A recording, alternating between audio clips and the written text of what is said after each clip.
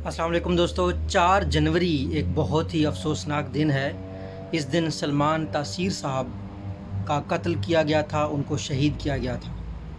जिस वजह से उनको शहीद किया गया कि ख़ातून थी आसिया बीबी, उन्होंने तौहीन की है। उन्होंने कहा कि नहीं, उन्हें इंसाफ़ मिलना चाहिए। वो कहती है मैंने तौहीन नहीं की। खैर सुप्रीम कोर्ट ने उसके बाद फ़ैसला दिया आसिया बीबी के हक़ में कि उसने गुस्ताखी नहीं की।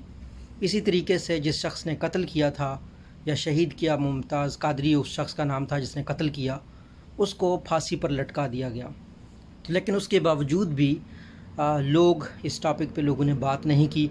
अगर बात करते तो शायद सियालकोट में श्रीलंकन मैनेजर को आग लगाकर ना जलाया जाता।